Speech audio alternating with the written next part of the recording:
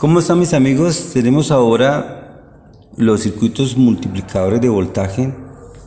Estos circuitos nos permiten, a partir de una onda sinusoidal, obtener varias veces el mismo voltaje pico de salida, rectificado. 2 veces el voltaje pico, 3 veces el voltaje pico, 4 veces el voltaje pico. Obviamente no lo podemos seguir haciendo infinitamente, eso tiene un límite, porque en la medida que aumentamos la multiplicación, la cantidad de corriente que maneja comienza a disminuir. O sea, entre más voltaje, menor corriente. Y eso tiene sentido, porque no vamos a poder aumentar el voltaje sin sacrificar corriente. Aquí tenemos el primero, que sería este de aquí. Es un doblador de tensión. Lo podemos hacer para que me entregue el voltaje pico doblado. O sea, se usa un condensador y un diodo, y aquí otro condensador y otro diodo. Lo que vamos a obtener obviamente es que el voltaje se va a doblar. Y hay que ver que primero este diodo en el semiciclo negativo va a conducir y va a cargar el condensador más menos el voltaje pico. Pero en el semiciclo positivo el diodo ya no conduce, pero conduce este diodo.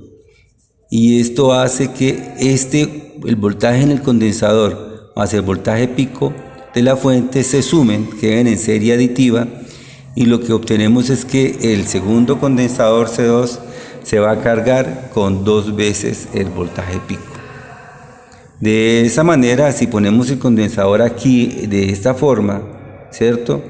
Para verlo mejor, tenemos en la carga 2 veces el voltaje pico. Claro, como es lógico, aquí no se puede poner cualquier resistencia. Tiene que ser una resistencia que no exija mucha corriente al circuito, porque si no, ese voltaje se va a caer demasiado. O sea, no vamos a tener realmente 2 veces el voltaje pico.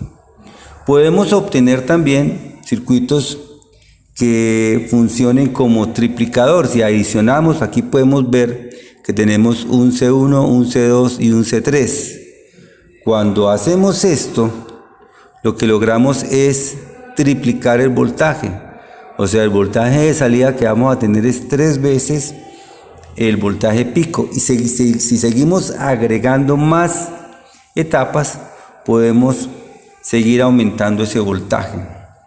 Obvio que aquí se hace necesario que estos condensadores, según la carga que yo quiero, sea de gran capacidad, pero en la medida que yo voy a ir aumentando las etapas, la corriente va a disminuir. Bien, pero si se trata de un circuito donde necesitemos un voltaje alto, sin importar que la corriente sea pequeña, pues es un circuito que nos va a servir de mucho, porque podemos obtener, a partir de una onda sinusoidal, qué sé yo, de 100 voltios, podemos obtener 400 voltios. Y en algunos circuitos se va a requerir de ese voltaje alto para alguna situación en particular. Se usaba mucho de pronto para el voltaje de las pantallas, para poder elevar un poco el voltaje de las pantallas.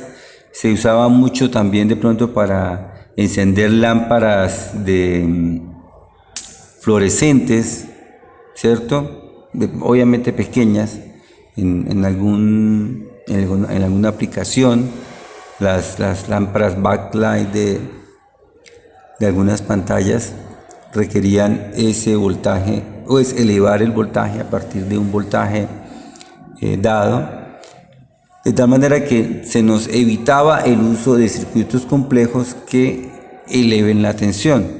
Claro está que hoy en día estos circuitos ya son muy comunes, son muy fáciles de conseguir, y entonces se usa más un circuito ya electrónico que nos permita a partir de un voltaje inclusive más pequeño, poder obtener un voltaje más grande. Pero estos circuitos son muy interesantes porque nos ayudan a solucionar ese problema. Bien, para el próximo video vamos a tener el capítulo de regulación de voltaje, que es el que ya nos ayuda aún más a tener una señal todavía más continua para poder aplicársela a los circuitos electrónicos. Muchísimas gracias y hasta luego.